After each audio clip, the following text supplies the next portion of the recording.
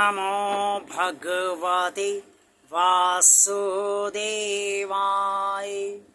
जय श्री हरि, जय श्री भगवान विष्णु जी, जय श्री भगवान कृष्ण जी। भगवान और आप चैनल के अत्यंत श्रद्धालु भक्तों, क्या आप जानते हैं कि आपके शरीर के भीतर आपका भगवान निवास कर रहा है?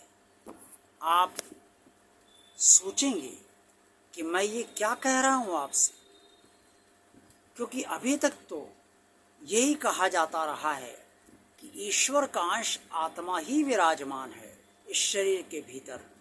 तो फिर ये भगवान कैसे इसे मान लिया जाए?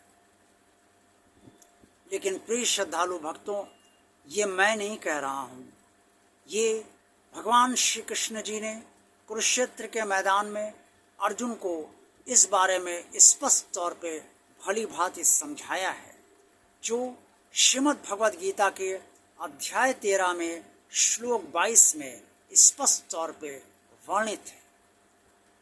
भगवान श्री कृष्ण जी ने जो अर्जुन से कहा वो मैं आप सबके सम्मुख आज के वीडियो में रख रहा हूँ, और आपको ये आपको पता चल जाएगा देखने के बाद कि आपकी सब सुनने के बाद आपको पता चल जाएगा कि आपकी जो आत्मा है वो वास्तव में भगवान ही है।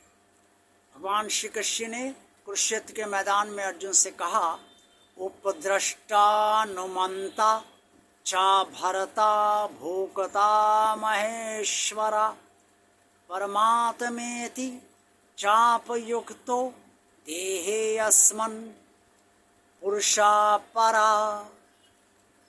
हे पार्थ, शरीर में स्थित आत्मा परमात्मा ही उसे मानो। साक्षी होने से इसे उपद्रष्टा कहा गया है। यथार्थ सम्मति देने वाली होने से इसे अनुमंता माना गया है। सबका धारण पोषण करने वाला होने से इसे भर्ता माना गया है। जीव रूप से इसे भोक्ता माना गया है। सबका स्वामी होने से इसे महेश्वर कहा गया है, और शुद्ध सच्चिदानंद घन होने से इसे परमात्मा ही माना गया है। प्रिय श्रद्धालु भक्तों, अब आप ये अवश्य सोच रहे होंगे कि ये सब है क्या, इसका क्या मतलब है, और भगवान श्री कृष्ण जी ने जो बात कही है वो गलत तो नहीं हो सकती, क्योंकि जो भगवान ही कह रहा है कि जो आत्मा उसने समस्त शरीरों को दी है वो भगवान ही है, तो ये गलत कैसे हो सकता है? अब मैं अपनी तरह से आपको भगवान श्री कृष्ण के असीम अनुकंपा से सारी स्थिति बताना चाहता हूँ। आत्मा हम सबके शरीर के भीतर स्थित है, और आत्मा से ही शरीर संचालित है। आत्मा से ही शरीर को जीवन प्राप्त है, और चेतनता आत्मा से ही शरीर को प्राप्त है। हम सब जो कर्म कर रहे हैं शरीर से, वो कर्म हम शक्ति से कर रहे हैं, और शक्ति आत्मा ही शरीर को दे रही है। ये आत्मा किसकी है? ये परमात्मा की है। चूँकि इसने जीवन धारण करा है, इससे इसे जीवात्मा भी माना जाता है।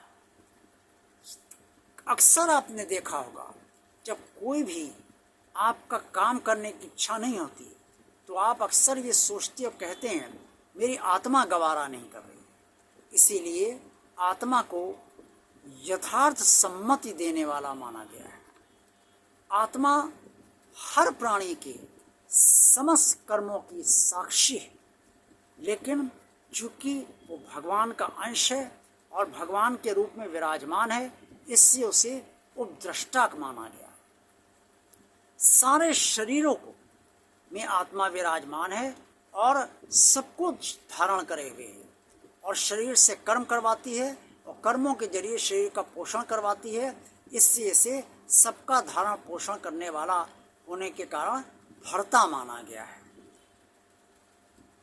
और जीव रूप से इसे चूँकि जीवात्मा है, इस जीवन धारण करे हुए है और महेश्वर से ही जीवन चलता है, इसलिए इसे महेश्वर माना गया है। और चूंकि यह आत्मा बहुत पवित्र है और पवित्र होने के कारण इसे स्वयं शुद्ध सच्चिदानंद घन माना गया, इससे ये परमात्मा ही है। प्रिय श्रद्धालु भक्तों, अब आपको बहुत अच्छा लग रहा होगा।